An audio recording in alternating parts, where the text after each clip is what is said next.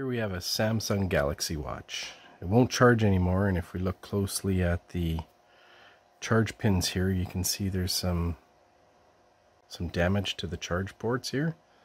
So this is your negative port here. I already scratched in a negative and a positive is over here.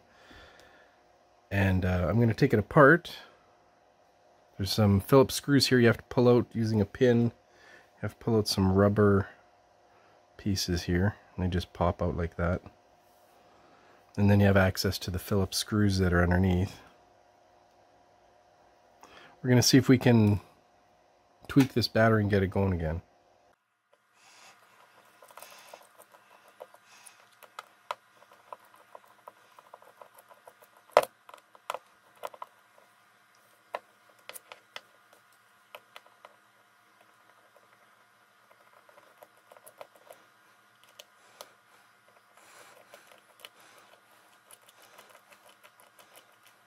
So have I taken one of these apart before? No. But I did stay at a Holiday Inn.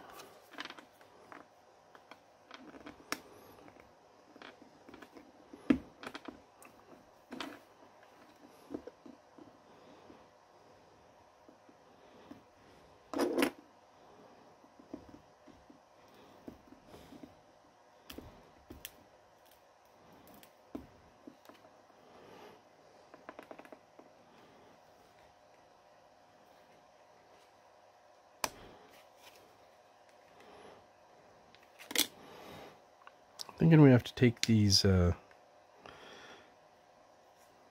wristband off. Unfortunately, this one was always coming apart, so I had glued them on so that it wouldn't come apart anymore. You can see some of the glue there, so it's a little bit stuck.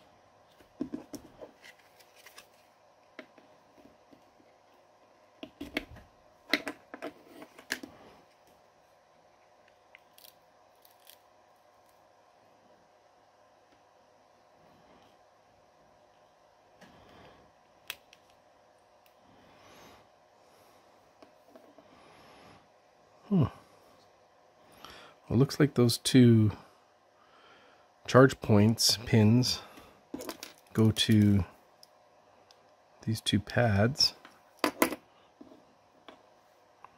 Oh shit, now which way did this go? Let's go to these two pads for charging. What we're going to do is we're going to probe around in this to see where the battery is connected, and we're going to try and charge the battery directly. Although maybe if I clean some of this up, maybe we can charge it through the original ports. When we look closely at the charge pins here, they do look, it looks like there's just something on there, but when you look through with a magnifying glass, it actually looks like it's, the pin has been arcing or something. Here, I'll try and give you a better view. Where are you?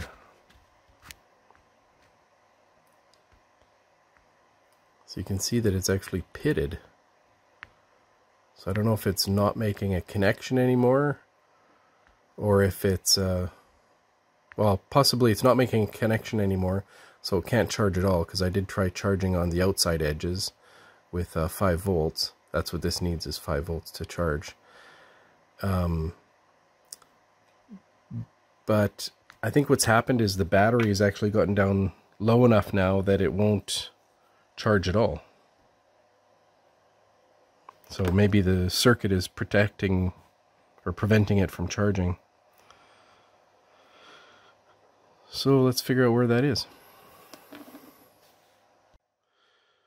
So after looking at it closely with Mr. Loopy here, I was able to see that this actually just lifts up. There's a connector here. Oops.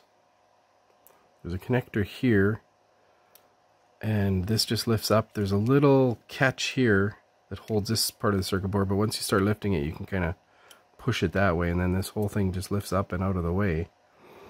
But it looks like the connector for the battery is this connector, and this connector actually came off really easily, so I wonder if it was had just popped off. Here's your battery here. We can see that it's a pretty small battery, only 200 milliamp hour. And I'm going to try just plugging it in and then putting it back on the charger and see if it charges. But it may have been that this connector may have just come disconnected a little bit. So I'm going to try that first, because you always try to keep it simple. So I'm just going to reassemble this. So you have to get this board underneath this part of this piece of plastic, this little plastic pin here. So it just needs to go underneath there a little bit. And then this just all kind of clicks down.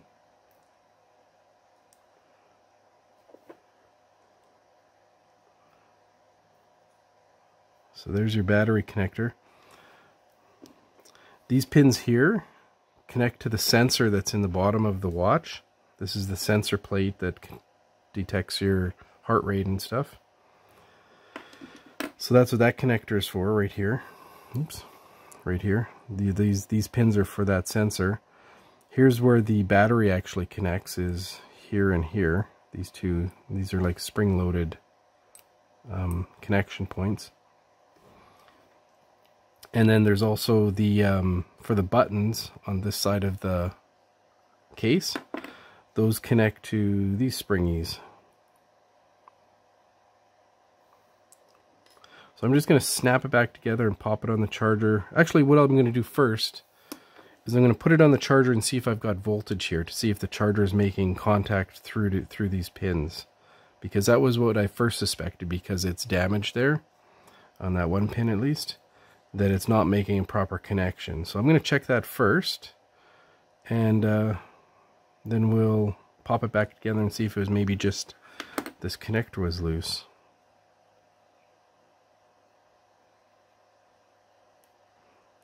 Although maybe that just popped off when I was playing around with it. Yeah, see, it comes off pretty easy. It's popped off again. I'm thinking that when the case is on, there's a little piece of foam. There's a little piece of foam on top of here, and that probably pushes down and holds that on to make sure that it's making connection. But that's how we'll have to supply power to the battery if the battery's right dead, or below a certain threshold.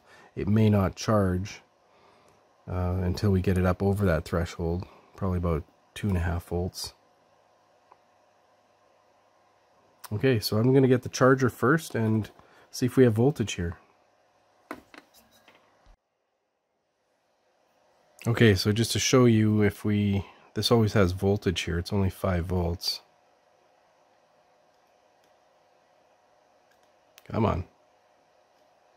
So we see there's always 5 volts there. So when we throw this on,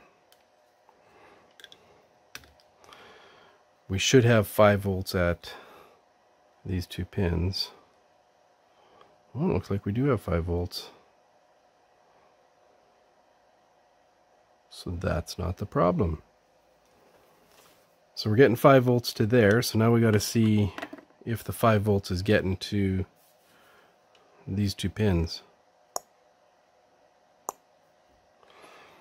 So what I'm going to do now is I'm going to get 5 volt supply, and I'm going to hook it up directly to these pins,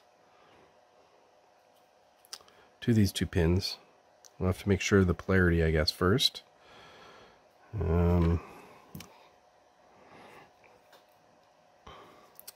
So this is the negative on this side. So that would make the negative on this side. I'll double check that though first. Let me get set up so you can watch. So I've hooked up the battery, sorry. So I've hooked up the leads here to the back of the watch back, and I've got it connected to the 2 pins that supply the power. I've verified that I've got power down at the other end of the leads. I don't have my meter on right now because we're not checking voltage. We're just gonna check to see if this turns on.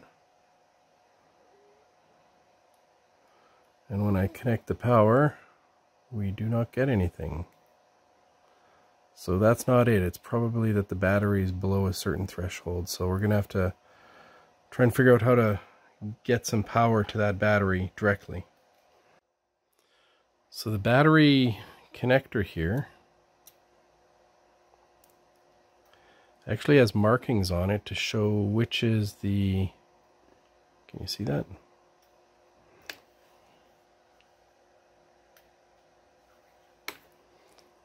So the battery here has markings on it so to show which side is a positive and the negative. There shouldn't be any balance leads or anything because it's only a single cell. So I just need to get positive and negative on the outsides there. I'll take a look, see if there's a way I can do that easily.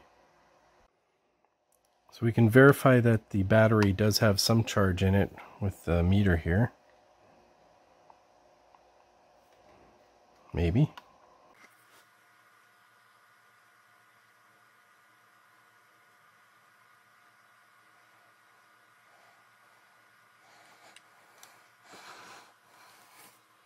So I taped down the watch so that I could keep it from sliding around. We're going to measure the voltage here on the battery directly.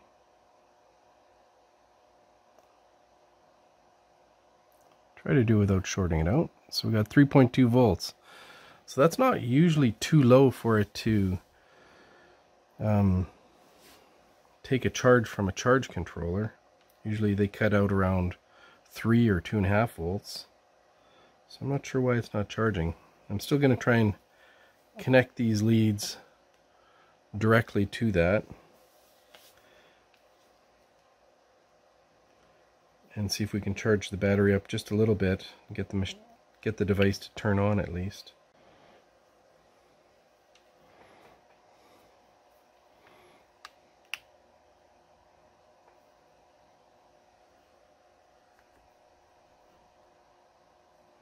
This really isn't the best way to do this.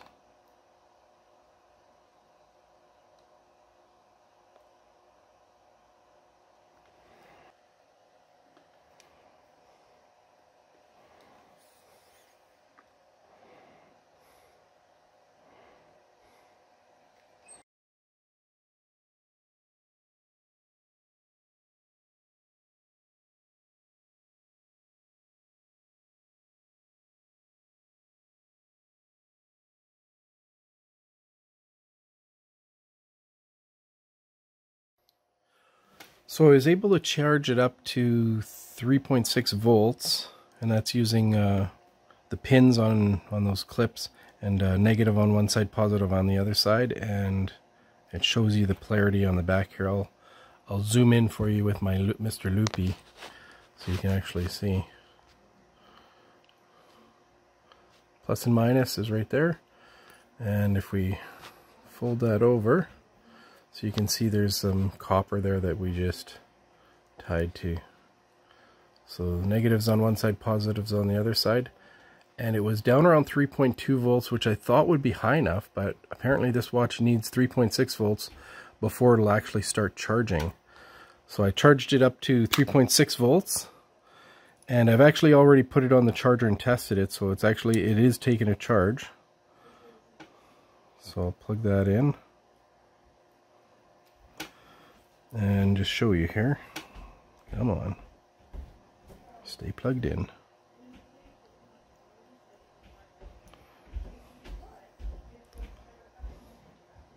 And this just snaps together. There is a rubber gasket in here, or silicone gasket, but it also looks like, if you look closely, it looks like there's some dirt in there. I'm going to use a toothbrush. I'm going to use a toothbrush to just clean some of that out. You always use somebody else's toothbrush. Or when you go to the dentist office and they say, hey, do you want a toothbrush?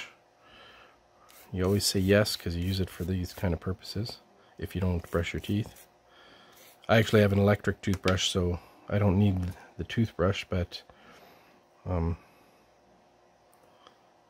always grab one anyways, because I always use them for things like this. So I'm going to clean out that dirt.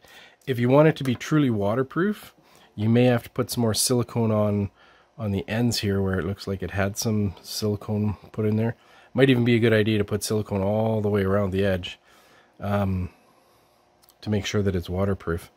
I'm going to assume that this one's no longer going to be waterproof. I have my own watch. This one's got a crack there too, so it's probably not as waterproof as it could be. But I'll put this together and we'll throw it on the charger now. So we have to remember, plug in the battery, and then this is the end that goes to those two pins inside here, so that goes to this end. So we'll just put it in there.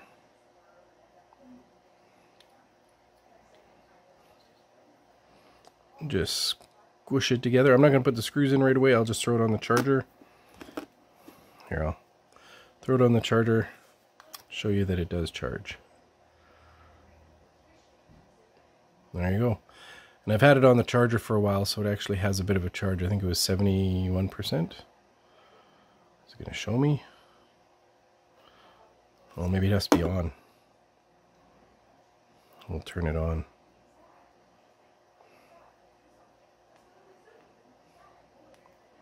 Which button turns it on? There it is.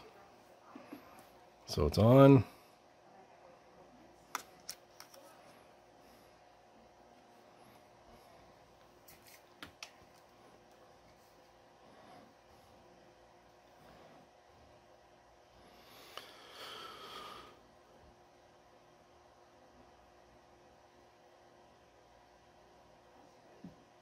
There it is.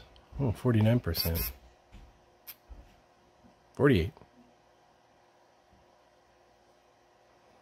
So I'm going to charge it up. I think the battery doesn't last very long on this one, but if your battery does say that it's not charging at all, like when you pop it on here and there's no display at all, chances are the battery just dropped below that 3.2 volt level.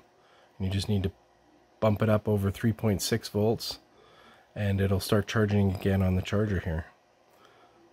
Okay, I'm going to just put the screws back in. But that's pretty much it for this video. If you found this useful or you liked it, like and subscribe. And I'll be making some more videos anyways. See you next time.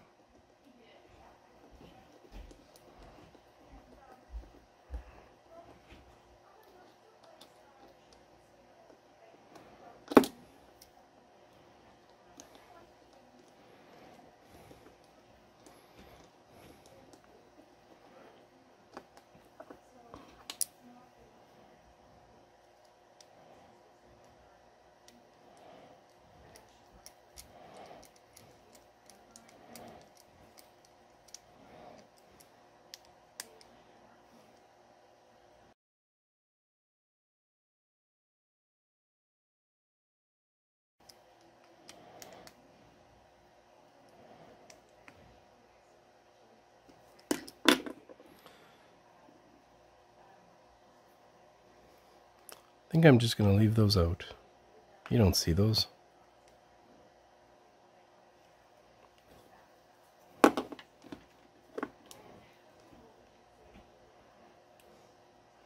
Oh, if you have problems with this always coming off, it's a very poor design in my opinion. But if you do, I used a little bit of crazy glue. Crazy glued that sucker on. Just a little bit, just a drop. Because crazy glue, you can dissolve it with, you can use just regular water to dissolve it. So if it gets wet, it'll come off again. So you could you can take it apart again with a little bit of water. I know this for a fact because somebody who took a course on crazy glue told me that, but I also had a fish tank once that I tried crazy glue in the lid. It would last about a month, and then just the moisture in the air would cause it to come apart again. But there you go.